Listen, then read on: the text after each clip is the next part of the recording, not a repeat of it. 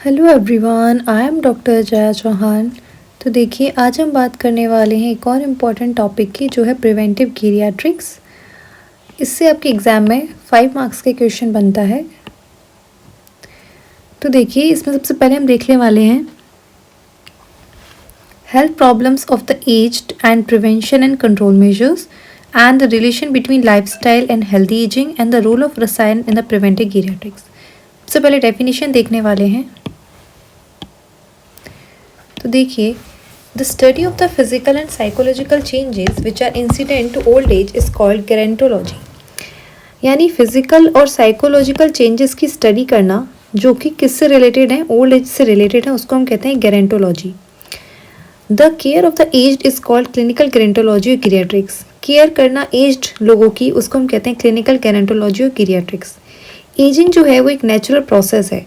In the word of Seneca, old age एक incurable disease है, but more recently sir James Sterling Rose comment किया, मतलब sir James Sterling रोज जो है उन्होंने कमेंट किया, you do not heal old age. आप ओल्ड एज को हील नहीं कर सकते हो, यू प्रोटेक्ट इट। आप उसे प्रोटेक्ट कर सकते हो, प्रमोट कर सकते हो और एक्सटेंड कर सकते हो। These are in fact the basic principles of preventive medicine. ये क्या है? प्रिवेंटिव मेडिसिन के बेसिक प्रिंसिपल्स हैं। बात करते हैं कि जो एल्डरली लोग हैं उनके प्रॉब्लम्स क्या क्या होती हैं। सबसे पहली प्रॉब्लम आती है problems due to the ageing process. Ageing process में क्या क्या प्रॉब्लम आती है? तो देखिए, ये सब लोग जानते हैं, सेनाइल कैटरेक्ट, कैटरेक्ट हो जाता है, ग्लूकोमा होता है, नर्व डेफनेस, ओस्टियोपोरोसिस होती है जो अफेक्ट करती है मोबिलिटी को, एम्फाइसीमा होता है, फेलियर ऑफ स्पेशल सेंसेस, जो हमारे स्पेशल सेंसेस है वो फेलियर हो जाते हैं, and changes in mental outlook, और जो उनका मेंटल आउटलुक है वो भी चेंज हो जाता है। दूसरा है प्रॉब्लम जो एसोसिएटेड होती है लॉन्ग टर्म इलनेस, यानी जो लंबे समय से जो बीमारी होती है उनके बारे में बात करते हैं, like degenerative disease of the heart and blood vessels, cancer, accident, diabetes, diseases of the locomotor system like fibrositis, myositis, neuritis, gout, rheumatoid arthritis, osteoarthritis, spondylitis of spine. Respiratory illness में आता है chronic bronchitis, asthma, emphysema are major importance. Genito urinary system में आता है enlargement of the prostate, dysuria, nocturia, frequent and urgency of micturition, ये सब common complaints होती हैं। अब आता है साइकोलॉजिकल प्रॉब्लम्स क्या क्या होती हैं। तो देखिए, mental changes like impaired memory, rigidity of outlook, sexual adjustment, emotional disorders, तो ये सब होते हैं साइकोलॉजिकल प्रॉब्लम्स में। नेक्स्ट आता है प्रिवेंशन एंड कंट्रोल मेजर्स। क्या क्या हम प्रिवेंट कर सकते हैं? तो देखिए, प्राइमरी प्रिवेंशन में आता है कि आपको अवॉइड करना है smoking, alcohol consumption, over eating and sedentary lifestyle. Essential devices का यूज़ करना है like hearing aids and prosthesis. Maintenance करना है ऑप्टिमम बॉडी वेट का। Adaptation of personal hygiene, adaptation करना है एक्सरसाइज, योगा एंड मेडिटेशन का। इम्यूनाइजेशन करना है अगेंस्ट वेरियस कम्युनिकेबल डिसीज, ये तो है प्राइमरी। सेकेंडरी में आएगा पीरियोडिक स्क्रीनिंग होनी चाहिए, अर्ली डायग्नोसिस और एप्रोप्रिएट ट्रीटमेंट मिलना चाहिए। टर्शरी में आता है उस डिसीजेस का इंटेंसिव ट्रीटमेंट मिलना चाहिए, ठीक है। रिहेबिलिटेड सर्विसेज मिलना चाहिए, लाइक कैटरेक्ट की सर्जरी हो, hearing aids and artificial limbs दे जाएं, एडिक्ट्स की काउंसलिंग की जाए, फिजियोथेरेपी की जाए, psychotherapy, occupational and social therapy. उनकी जो लाइफ की क्वालिटी है वो इम्प्रूवमेंट हो with the help of yoga, meditation, picnic and cultural programmes. अब हम बात करने वाले हैं relation between lifestyle and healthy ageing. The concept of healthy aging is defined as the process of developing and maintaining the functional ability that enables well-being in old age. Where functional ability comprises the health-related attributes that enable people to be and to do what they have reason to value. तो देखिए, healthy ageing का मतलब होता है एक ऐसी process जिसमें हम डेवलप करते हैं और मेंटेन करते हैं हमारी फंक्शनल एबिलिटी, जो इनेबल्स करती है कि हम वेलबींग रहें ओल्ड एज में भी। People have different ageing pathways, ठीक है। पीपल के अलग अलग एजिंग पाथवेज होते हैं, किस पे डिपेंड करते हैं? उनके जेनेटिक प्रोफाइल पर और उनके different life course, health risk exposures पर। देयरफॉर एजिंग जो है वो मोर स्पेसिफिकली हेल्दी एजिंग है, लार्जली डिपेंड करता है इंडिविजुअल लाइफस्टाइल चॉइसेस। जो भी लाइफस्टाइल चॉइसेस आपकी रहती हैं उस पर डिपेंड करता है। अ study conducted among older adults in India, एक स्टडी जो है वो कंडक्ट की गई है ओल्डर एडल्ट्स में इंडिया में। रघुनाथ मंडी, धनंजय डब्ल्यू बंसोद एंड अमित कुमार गोयल इन्होंने स्टडी की थी और उसमें फाउंड किया that engaging in physical activity, अगर आप फिजिकल एक्टिविटी में एंगेज होते हैं, is associated with better health outcome, उससे क्या होते हैं, बेटर हेल्थ आउटकम्स आते हैं। And the study also highlights the importance of adopting a healthy life style to achieve a healthy ageing. और स्टडी ये भी बताती है कि अगर आप हेल्दी लाइफ स्टाइल अडॉप्ट करते हैं तो आपको हेल्दी एजिंग होगी, यानी आपका जो बुढ़ापा है वो भी हेल्दी होगा। ठीक है। In addition research has found, research ने ये भी फाउंड किया है कि अगर आप मेंटेन करते हैं physical function, cognitive function and continue करते हैं involvement in social activities and productive pursuits, ये रिलेटेड होते हैं सक्सेसफुल एजिंग से।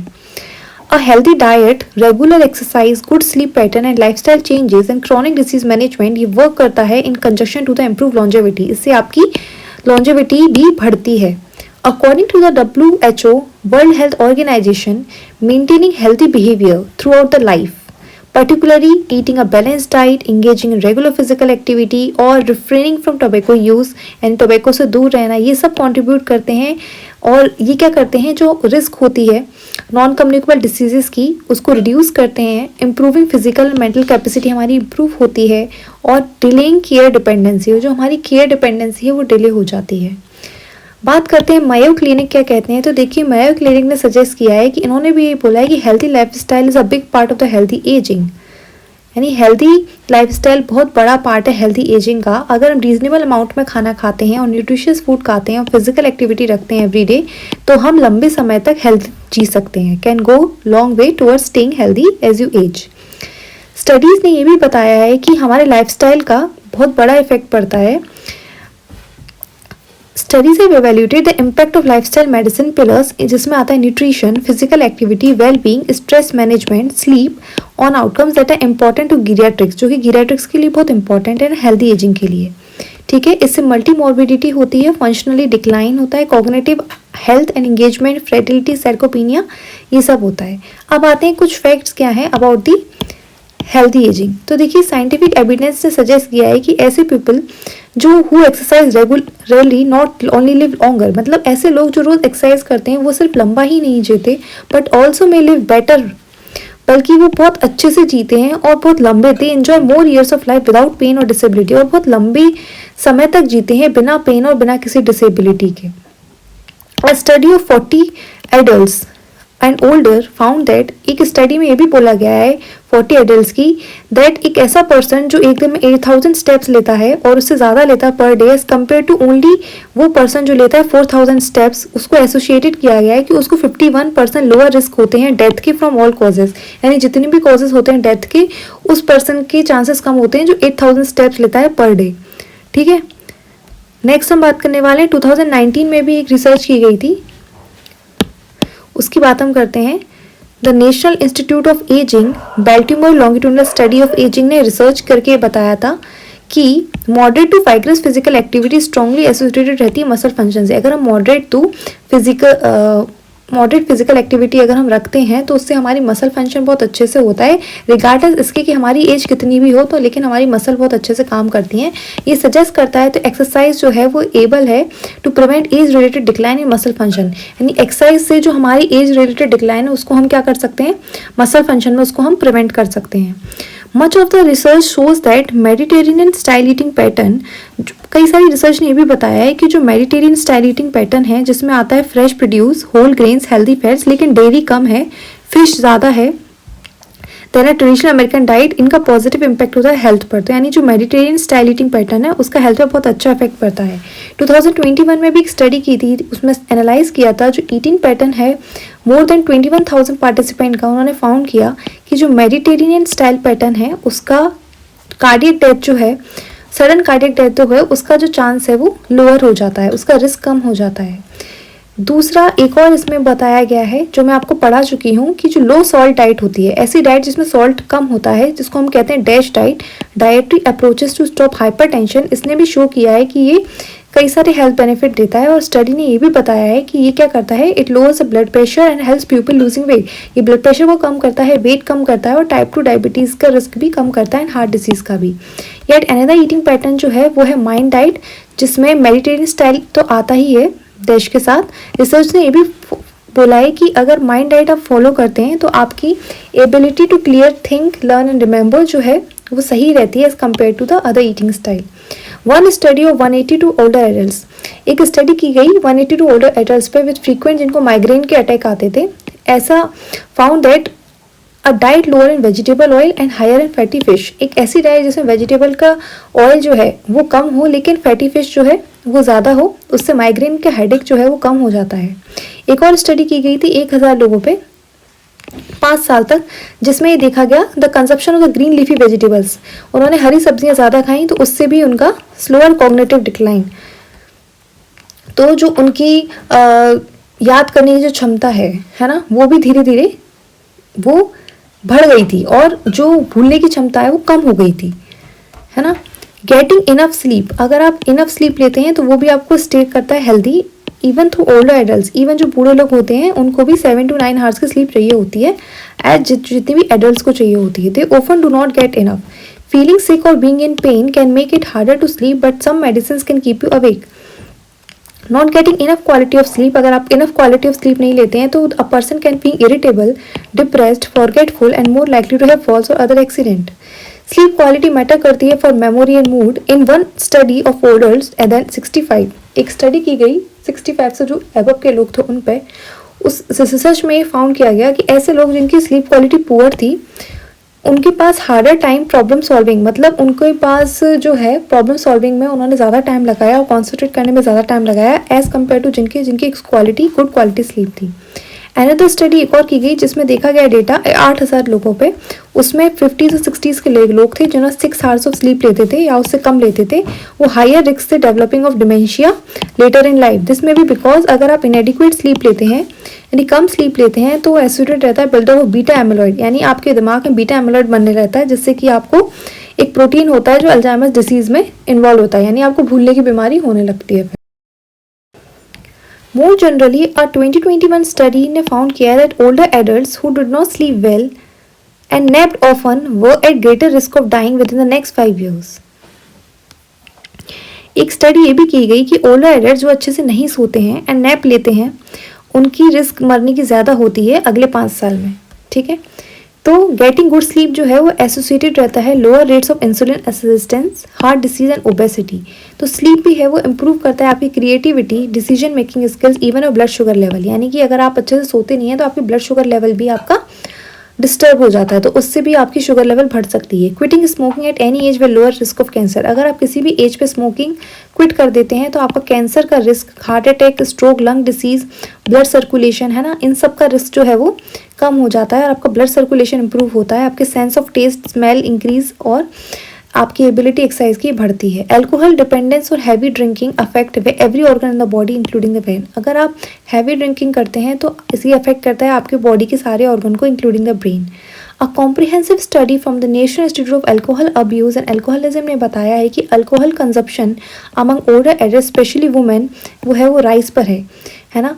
तो अल्कोहल कंजप्शन जो है बहुत बढ़ गया है, स्पेशली किसमें, वुमेन में, ओल्डर एडल्ट्स की बात कर रहे हैं। तो रिसर्चर्स ने बोला है कि एक एविडेंस मिला है that certain brain region show signs of premature ageing in alcohol dependent man and women, यानी इन लोगों में प्रीमेच्योर एजिंग हो जाती है, यानी कि एज से पहले ही बुढ़ापा आ जाता है जो हैवी ड्रिंकिंग करते हैं लंबे समय तक। इन ओल्डर एडल्ट्स में contribute to poor heart health, और उनकी हार्ट हेल्थ भी पुअर हो जाती है एज शोन इन द 2016 में जो स्टडी की गई थी उसके according. A study of more than 8,000 adults, more than 65 found that loneliness was linked to faster cognitive decline. A study of more than 3,000 older adults found that making a new social contact was associated with improved self-reported physical and psychological well-being. मतलब कि 8,000 से ज़्यादा जो adult थे उन पे एक स्टडी की गई कि देखा गया कि जो लोनलीनेस है यानी अकेलापन जो है उसकी वजह से भी वो मतलब दिमागी बीमारी से बहुत ज़्यादा शिकार हो गए, ठीक है। तो इसीलिए उन्होंने सोशल कॉन्टेक्ट्स बनाए जिसकी वजह से उनकी जो रिपोर्ट थी वो फिजिकली एंड साइकोलॉजिकली वो इम्प्रूव हुई, ठीक है। 2019 स्टडी में ये भी बोला गया कि जो ओल्डर एडल्ट्स हैं यानी कि जो बूढ़े लोग हैं वो अकेले हो जाते हैं, ठीक है। तो लेकिन जब अगर उन्होंने रेगुलर कांटेक्ट रखा अपने फ्रेंड्स एंड फैमिली से तो वो फिजिकली एक्टिव भी रहे और वो मेंटली भी फिट रहे, ठीक है, एज कम्पेयर टू उनके जो किसी के भी कांटेक्ट में नहीं थे। रिसर्च ने ये भी शो किया है that people who participate in hobbies, ऐसे लोग जो अपनी हॉबीज़ में पार्टिसिपेट करते हैं, सोशल एंड लीजर एक्टिविटीज़ में पार्टिसिपेट करते हैं, उनको हेल्थ प्रॉब्लम्स जो है वो उनकी रिस्क कम होती है। अब हम बात करने वाले हैं रोल ऑफ रसायन प्रिवेंटिव गिरियाट्रिक्स। रसायन का क्या रोल है प्रिवेंटिव गिरियाट्रिक्स में? तो देखिए, rasayana tantra is a modality of Ayurveda and ये डिस्क्राइब करता है with holding ageing, increasing life span, intelligence, strength and capacity to get rid of diseases. तो रसायन क्या करता है, हमारी एज को होल्ड कर लेता है या हम कहीं डिले कर लेता है, लाइफ स्पेन बढ़ाता है, इंटेलिजेंस, स्ट्रेंथ एंड कैपेसिटी इसमें रहती है कि वो डिसीजेस को दूर रखे। The therapy which sustain ageing, ऐसी थेरेपी जो एजिंग को सस्टेन करती है और डिसीजेस को प्रिवेंट करती है, उसको हम कहते हैं रसायन। रसायन is a concept in Ayurveda, ये आयुर्वेदा में कॉन्सेप्ट है रसायन का, जिसका एम होता है मेंटेन करना excellent physical and mental health old age में भी through a combination of nourishing diet, wholesome activity and gentle herbs. It is described as a way of attaining longevity. ये डिस्क्राइब किया गया है कि एक ऐसा वे है लॉन्जेविटी को अटेन करने का by curing disease and also play करता है एक बहुत preventive role against all diseases through the improved immunity. इससे क्या होती है, रसायन से हमारी इम्यूनिटी भी इम्प्रूव होती है। Ageing refers to degeneration at the tissue level. Ageing का मतलब होता है टिश्यू लेवल पर क्या होता है, डीजनरेशन होता है, जिससे क्या होता है ग्रेजुअल डिक्रीज, धीरे धीरे हमारी फिजिकल और मेंटल कैपेसिटी जो है वो धीरे धीरे कम होने लगती है। The concept of anti ageing is described in Ayurveda is रसायन। तो जो एंटी एजिंग का कॉन्सेप्ट है वो आयुर्वेदा में उसको हम क्या कहते हैं, रसायन। रसायन क्या करता है, हेल्प करता है in maintaining the fundamental tissue, जो हमारे फंडामेंटल टिश्यू उनको मेंटेन करने में हेल्प करता है, लाइक धातु, अग्नि, स्रोतस ऑफ द ह्यूमन बॉडी। और इससे क्या करता है, leading to the prevention of ageing, जिससे ये हमारी जो एजिंग है यानी हमारे बुढ़ापे को रोकता है। Improvement in bodily strength, body की स्ट्रेंथ इंप्रूव करता है, mental ability and hence provide करता है रेजिस्टेंस अगेंस्ट डिसीजेस। रसायन therapy has a comprehensive scope for positive nutrition, immune enhancement, longevity and sustaining of mental and sensorial competency. मैंने अभी आपको ऊपर बताया। Beside the promotion of mental and physical health, देखिए mental और फिजिकल हेल्थ के अलावा भी रसायन का काम क्या होता है, ये रिजुविनेट करता है, ठीक है, एंड ये प्रिवेंटिव रोल भी करता है अगेंस्ट सारी डिसीजेस से, कैसे, अपनी इम्यूनिटी बढ़ा के। अब मोड ऑफ एक्शन क्या होता है, as per the Ayurvedic text rasayana therapy works करता है अग्नि पर। कहाँ पे वर्क करता है, अग्नि पर, which in turn leads to proper formation of rasadi dhatu. और अग्नि पर काम करके क्या होता है, रसादी धातु अच्छे से बनती है और ये रिस्पॉन्सिबल होती है फॉर्मेशन ऑफ ओज, और जिससे ओज का फॉर्मेशन अच्छे से होता है, which is considered as the prime essence of the rasadi dhatu, जो कि क्या होता है, प्राइम एसेंस होता है रसादी धातुओं का। हमने पढ़ाई है ना, धातुओं का सार होता है ओज। इन टर्म्स ऑफ व्याधि क्षमत्व, जब व्याधि क्षमत्व की अगर हम बात करें तो ये रिस्पॉन्सिबल होता है for functioning of the body immune system, यानी बॉडी का इम्यून सिस्टम जो है वो उसके फंक्शन के लिए रसायन बहुत अच्छा काम करता है। और ये ऑल्सो प्ले करता है crucial role in the prevention of ageing and old age related diseases जितनी भी होती हैं उसमें रसायन जो है वो बहुत अच्छा काम करता है।